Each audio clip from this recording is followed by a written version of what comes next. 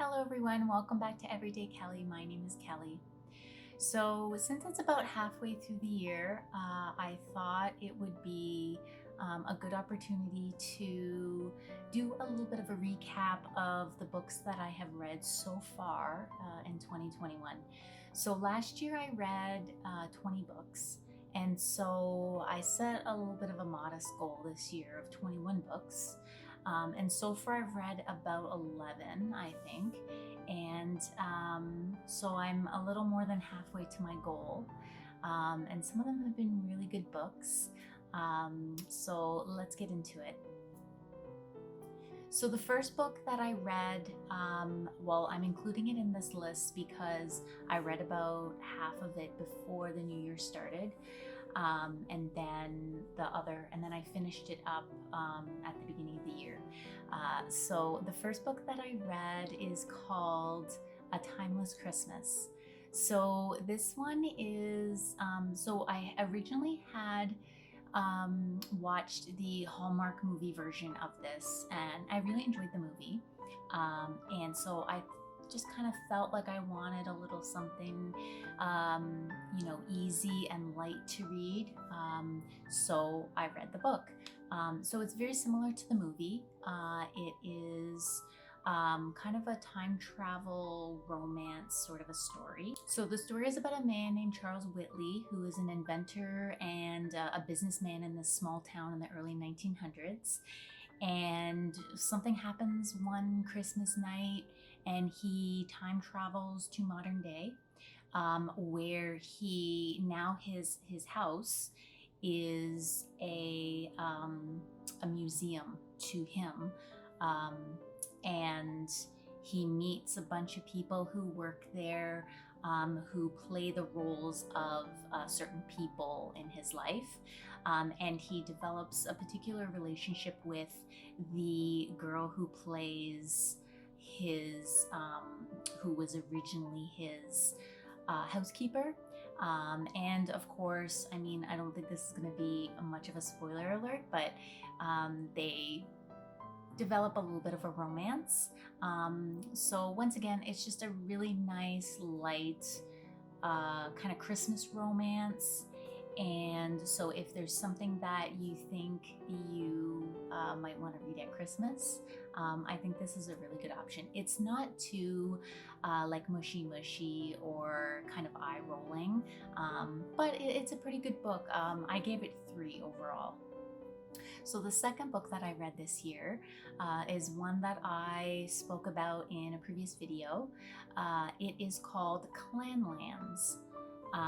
And it was written by the 2 actors, Sam Heughan and Graham McTavish, of Outlander fame.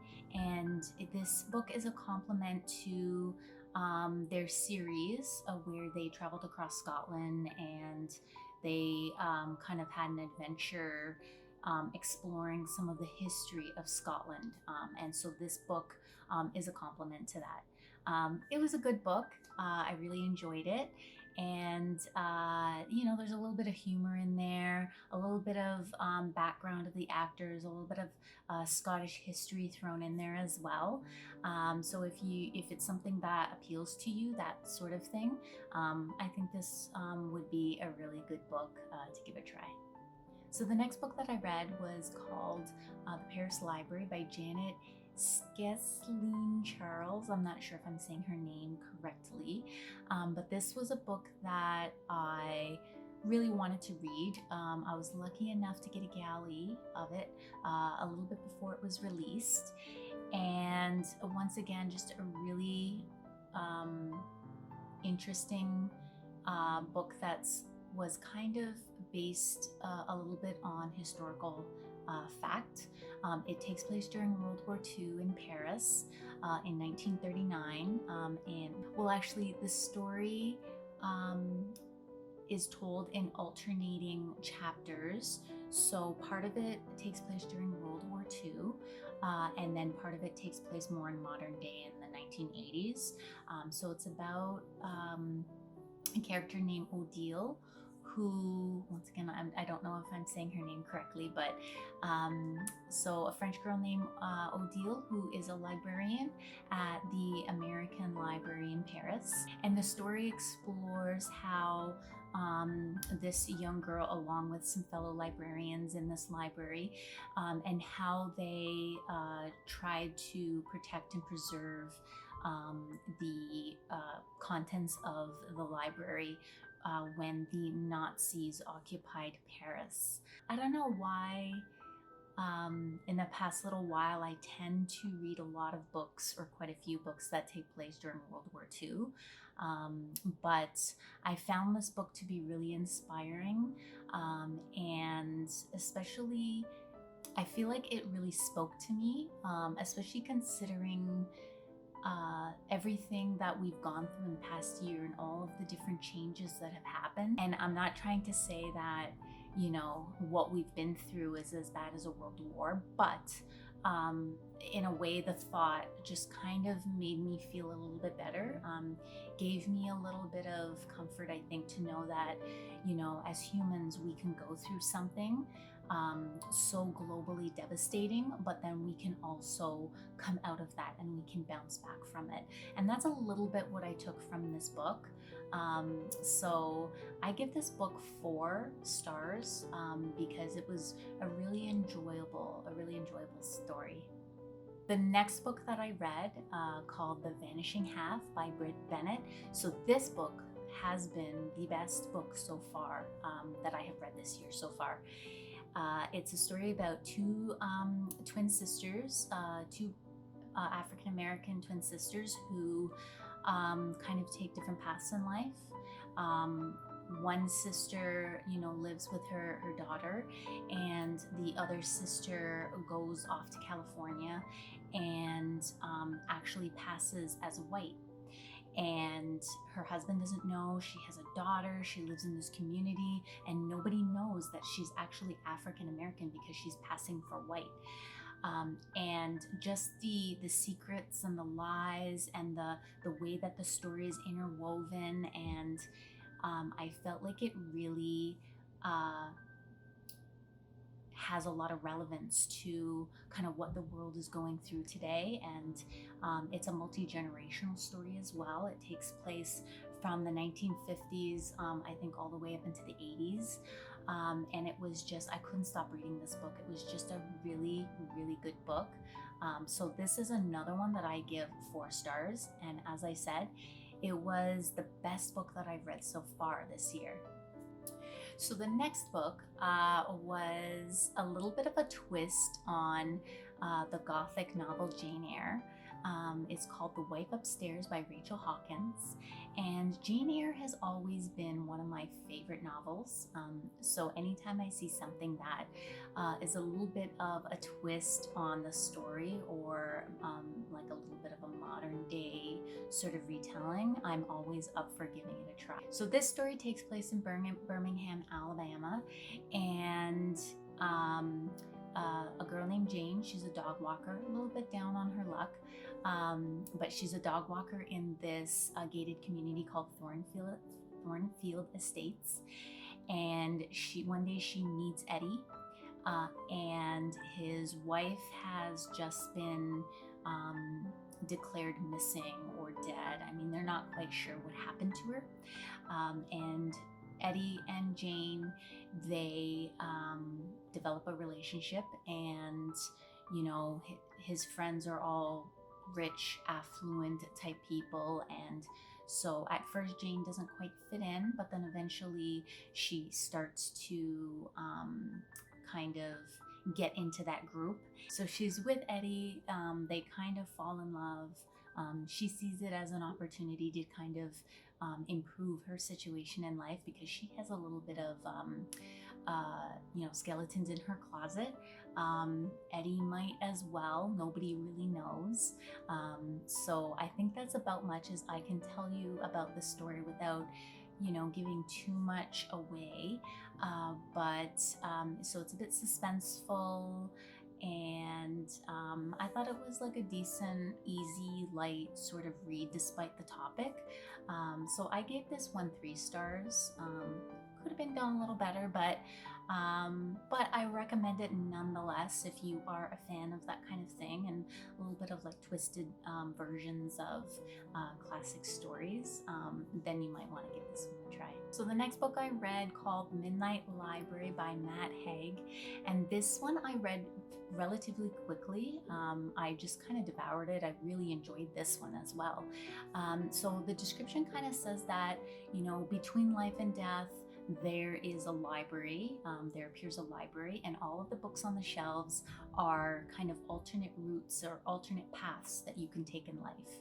And during this time between life and death, you have the opportunity to experience different choices that you could have made in life, to like just alternate paths. And that's what this story is about. The main character, Nora, she is kind of depressed and having a lot of anxieties, and she tries to commit suicide one night. And that's when this library appears to her, and the librarian in this, in her version of this library, is a woman that she knew from school. And she's able to choose the books off the shelf and experience different paths that she could have taken in life. And of course, as these kinds of things go, nothing is what it appears to be. You know, as they say, the grass is always greener. And she realizes that maybe that isn't so. I just thought the concept of this book was really intriguing and interesting. I give this one four stars. Like I said, I read it pretty quickly because it was just one of those books that I couldn't put down. Okay, so that brings us to another book. So this one you might know, or you at least will have probably heard of it, because it's based on a pretty popular Netflix series called Behind Her Eyes by Sarah Pinborough. So I watched the series on Netflix and I really enjoyed it. Actually, I watched it twice, because I watched it once and then I was just so taken away with it that I actually convinced my husband to watch it. So I watched it again with him. And then I decided I really wanted to read the book, because I was just curious to see what differences there were between the show and the book. Behind Her Eyes is about this woman who starts to have an affair with her boss, and she also becomes friends with her boss's wife, and she notices that there are some kind of questionable things going on between them, but she doesn't know quite what it is. And as she's drawn more and more into kind of in the middle of their marriage, once again, she starts to learn more and more about what's going on. If you've seen the series, you know what I'm talking about.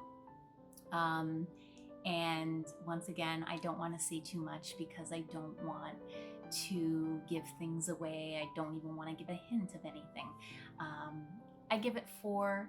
I think it's a really good book, very similar to the series. So I would say, even if you've watched the show, I would say give the book a try. The Foundling by Stacey Halls. So this book I was kind of inspired to read after hearing one of my favorite YouTubers, Lucy Wood, talk about this book. It sounded really interesting. It takes place in London in the 1700s, around London's Foundling Hospital, which was a real place where women who had babies that they couldn't take care of, they could bring them to this Foundling Hospital, and if they were lucky enough, the Foundling Hospital would take on these children and raise them, and these women could actually go back and give them a sum of money for their care, for their child's care, and actually take their children back. So that's kind of what the story is about. Clara is a young woman who gives birth to a baby. She, of course, is very poor, and She goes to the Foundling hospital. She's lucky enough to be able to leave her child there. And then a little while later, when she goes, she always has the intention of collecting her daughter. But when she goes back, she is told that she has already come and to take her daughter back. So what happens? And that's what this story is about, her trying to figure out. And you discover some other things during, of course, during the course of the story. But this one was another really good one. I'm a sucker for historical dramas or historical fiction, and this one really sort of fits that bill. So this one I gave 4 stars as well. So the next book I read is a book by Lisa Scottoline called Eternal. I've never read any of her books. This was the very first one. The story takes place in Rome, around, once again, another book kind of about World War II, and it's about 3 friends growing up in Rome, Elisabetta, Marco, and Sandro. And Sandro is Jewish, and his family is quite, like his parents are pretty educated, and they have, his mother's a doctor, and it's kind of what happens and how these 3 friends deal with their varying circumstances once Italy joins Germany as allies, and all of the changes that come about, even when you're just talking about the restrictions that were placed on Jewish people, that the Italian population didn't think would ever come to be. I have to say, in terms of World War II history, or historical fiction, if you want to say that, I know quite a bit about what happens from, say, the British side or even the French side. This is the first time that I've read a story that takes place in Italy, even through learning, World War II history in school. This is the first time that I actually read a story that takes place in Italy, and you get to see sort of the Italian viewpoint of what happened during that time, and most of the stuff that she writes about, I really hadn't really considered that much. So it's a really good book. I give it 4 stars. If you're interested in that kind of historical fiction, this would be a really good one to check out. Okay, so Sooley by John Grisham. I love John Grisham. I tend to read most of the books that he has coming out. This one is a little bit of a departure from what he normally writes. He's got a few books that that he departs from, legal thrillers. But so this one sounded quite interesting. It's about a teenage boy who lives in South Sudan named Samuel Suleiman, and he gets the opportunity to appear on this basketball team, and he gets the chance to go to the US to play in this tournament.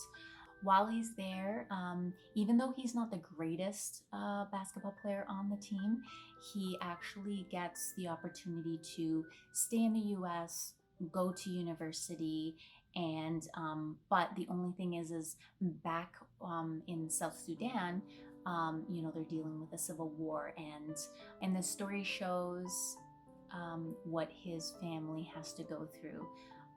And it's based a little bit on fact. Once again, it's fiction though. Once again, another story that, gives you a lot of just a basis of information of something I had absolutely no knowledge of. And so this book was really good. Some of the in-depth basketball scenes, if you will, I kind of seemed a little boring. There's a lot of description of the actual gameplay, which can be a little boring, but overall the story was really good. I'm gonna leave it at that. Once again, I don't want to say too much to detract anyone who's interested in reading this book from reading it. But yeah, I'm gonna leave it at that. It's a good book. I give it 3. There are some things about it that I don't want to kind of reveal that would have bumped it up to a 4, but I give it 3 stars. Okay, so we're coming really close to the end of the list now. So the next book that I read was, and I actually have the physical book of this one. All my previous books I read as ebooks, but this one I actually have the physical book. It's called Rhett Butlers People by Donald Mccaig. And so this one is kind of it's not a sequel to Gone with the Wind. It was authorized by Margaret Mitchell's estate, and it is a story that kind of takes place alongside what you know of Gone with the Wind. And so it's kind of from Rhett Butler's perspective. It takes place, of course, earlier on. You learn about his growing up experience and kind of how that influenced him and how that made him who he was. And then once again, alongside some of the story of Gone with the Wind, and then a little bit after. I have never read the book of Gone with the Wind, but I really do love the movie. I don't know if that's a controversial statement, but I really do like the movie, and I enjoyed this book. I think it went on a little bit longer than it needed to. There's quite a bit at the end that I think I could have did without.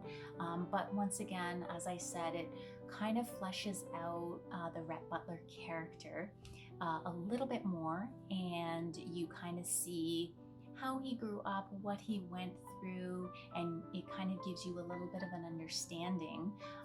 If you kind of want to relate it to the original, it kind of gives you a little bit of an understanding of who he was and, kind of what his motivations were. So overall, once again, I give this book a 4. There were some, I think in looking up other people's opinions of this book, I think there were some varying opinions, but there's always going to be that. But I really enjoyed it. And so that brings us to the last book. And so this book is a little bit of a different book than I would normally read, but hear me out and I will explain why I'm reading it. So this one is actually a junior novel, and it is called Elvis, Me, and the Lemonade Stand Summer by Leslie Gentile.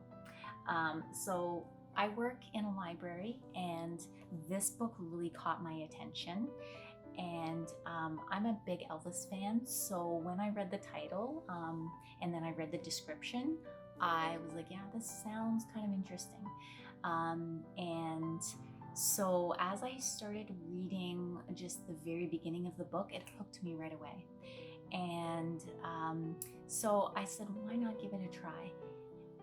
This book does not, for me anyway, doesn't read like a junior book. It reads almost like an adult novel, and it because there's a lot of references in there to like Elvis, of course, and that I think really young kids are not going to get.